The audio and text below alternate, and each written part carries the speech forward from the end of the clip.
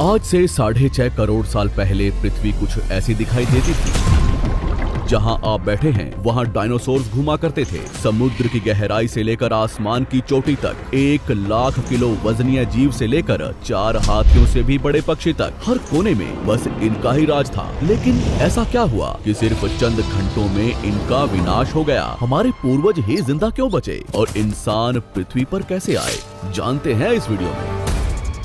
समय में थोड़ा पीछे चलते हैं। ये है हमारी पृथ्वी।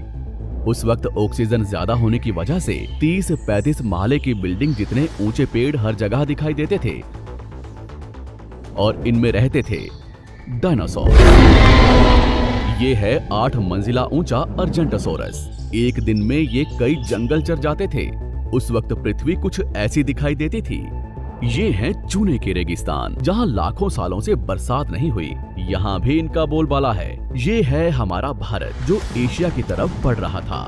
उस वक्त भारतीय जमीन लावा से भरी रहती थी और यहाँ पाए जाते थे राजासोरस। यहाँ का कुछ अलग ही मंजर है। 7 बस जितने लंबे जीव से लेकर इंसान जितने बड़े केकड़े तक। बाहर आकर देखो तो कई किलोमीटर लंबे अमेरिकी रेगिस्तान में पाए जाते थे टाइटेनोसोरस। 20 हाथियों जितना वजनीय, 8 महले की बिल्डिंग से भी ऊंचे ये जीव आज यहाँ बच्चे पैदा करने इकट्ठा हुए हैं। दुनिया के हर कोने में डायनासोर्स की आवाजें गूंज रही थी, लेकिन इन्हें क्या पता था कि आज इनका अंत होने वाला है।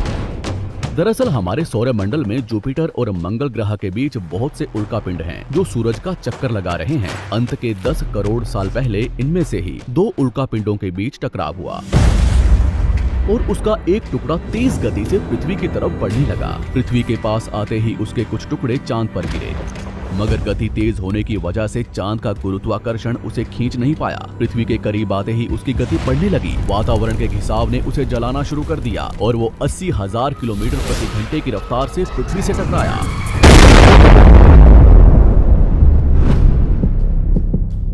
यहाँ रात के 1:30 बज रहे थे। टकराने से 4 मिनट पहले पूरी पृथ्वी पर उजाला हो चुका था।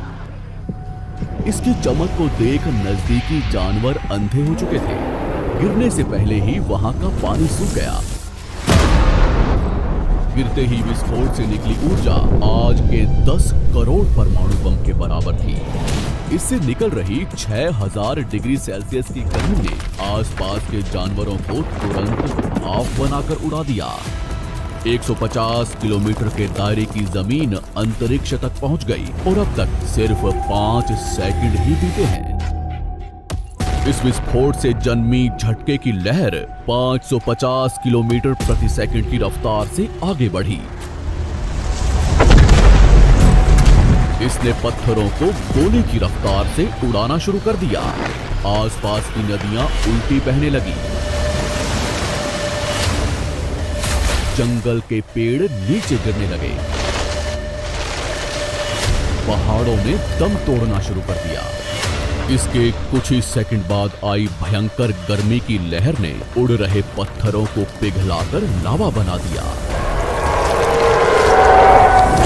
संपर्क में आने वाला हर एक पानी तुरंत भाप बन रहा था। समुद्र के अंदर उबाल शुरू होने लगा।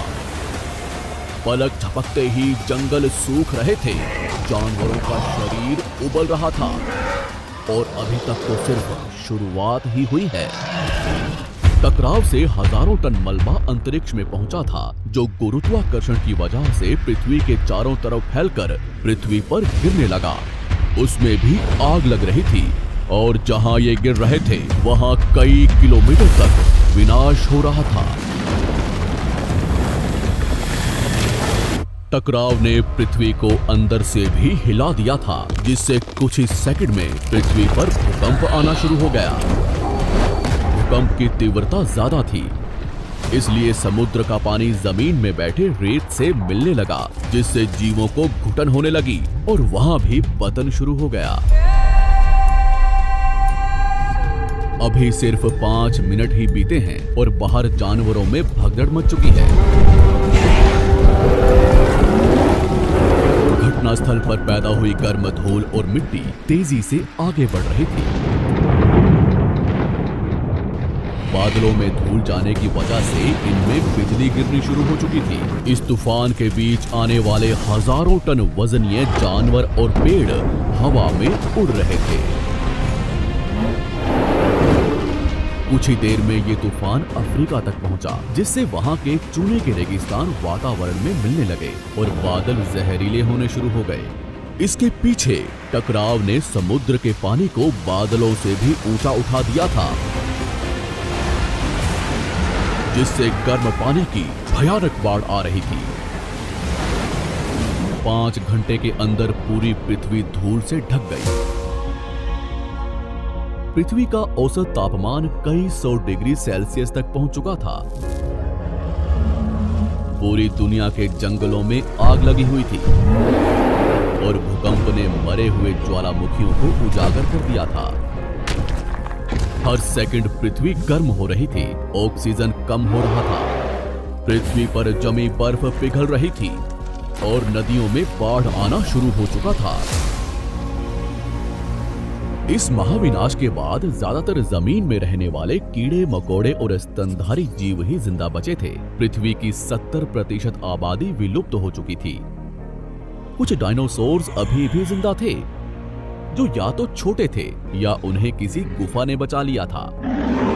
समुद्र की गहराई में रहने वाले जीव भी सलामत बचे थे, लेकिन अब उनका भी समय खराब होने वाला था। कुछ ही दिनों बाद जहरीले बादल पूरी दुनिया में बरसना शुरू हो गए। दिन ब दिन समुद्र जहरीला होने लगा, जिससे समुद्री जंगल भी मरना शुरू हो गए। धूल से ढकी ये पृथ्वी ठंडी पड़ रही थी और कुछ ही महीनों में पूरी पृथ्वी बर्फ से ढक गई। हमारे पूर्वजों को डायनासोर से डरकर कुछ भी खाकर कम ऑक्सीजन के बावजूद भी महीनों तक जमीन में रहने की आदत थी। जमीन के अंदर गर्माहट थी और अंदर छोटे जीवों का पूरा साम्राज्य। इस घटना के कुछ साल बाद तक भी डायनासोर्स अब तक जिंदा थे, लेकिन इनके होने के बावजूद भी ऐसा क्या हुआ कि ये जमीन में रहने वाले स्तनधारी जीव आसानी से जमीन पर रहने लगे? वो डायनासोर्स कहाँ गए? पृथ्वी पर इंसानों का जन्म कैसे हुआ? सिर्फ इंसान ही विकसित क्यों हो पाए? जानते हैं हमारी अगली वीडियो में।